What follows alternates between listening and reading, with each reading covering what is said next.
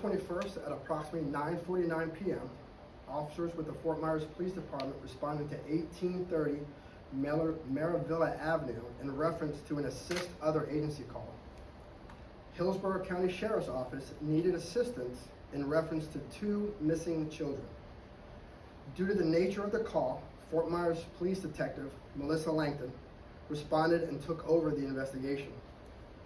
During the initial investigation, detectives learned that both children, identified as Genesis Barrios and Yasmin Barrios, had left with Evelyn Sanchez Rojas, the biological mother of both children, and possibly Inner Barrios, the biological father, which is in violation of court order.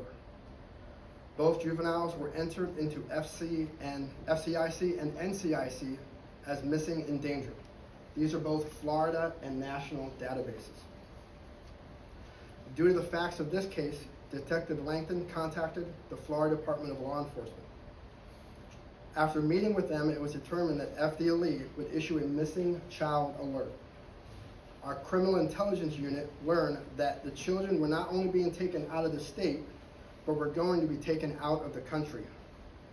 Fort Myers police detectives worked closely with other jurisdictions, including FDLE, the United States Marshals, the Federal Bureau of Investigations, Homeland Security, to locate the missing children. Fort Myers police detectives have also issued a warrant at that time for the arrest of Evelyn Sanchez Rojas for interference with child custody. Part of this investigation, as with all investigations, is of course to speak to witnesses. Detectives spoke to Iris Barrios Ozario. She's the aunt of the missing children, and the children were placed into her custody by DCF.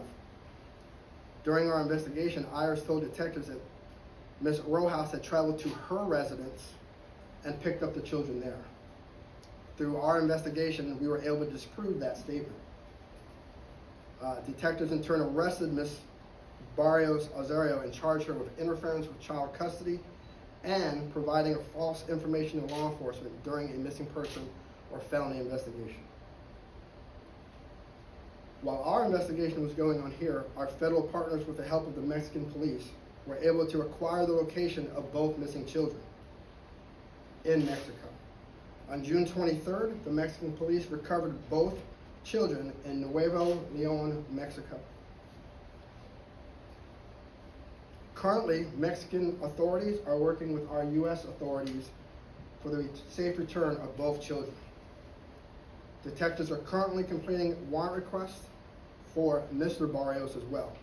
Our criminal investigation here continues until all parties are arrested and prosecuted. I would personally like to thank Detective Langton, the rest of our homicide, cold case, and our criminal intelligence unit for their outstanding performance and dedication to our city. This case could not have been resolved without the help of our state's attorney's office, the Department of Children and Family, the Florida Department of Law Enforcement, the United States Marshals, the Federal Bureau of Investigations, Homeland Security, and the Mexican police. This is just another example of our great partnerships that we have with local and federal counterparts. That concludes my statement. We'll have a brief Q&A. Could you just clear something up? And that's the sense that the aunt was arrested for believing the mother, but how exactly do you know that she was wrong about believing the mother, like her statement about? She wasn't arrested just for not believing her mother, or the mother. She lied during the investigation. We were able to disprove that through some investigative techniques and video, and prove that her statement to us was false. In turn, that leads us to believe that she knew that she was interference with custody, and like I said, providing the false statement during the investigation. So bouncing off of that, I know you detectives were there at the complex last week getting video, and that's where they saw the 2 little girls being taken out. If it wasn't for that video, would you guys have been able to determine what unfolded? Yes, we had other examples.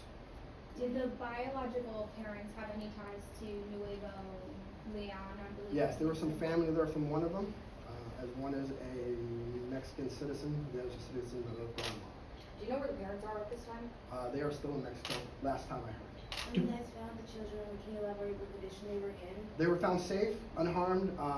Mexican officials, just as precautionary, had them checked out at a hospital so that we know that they were safe, they were uninjured.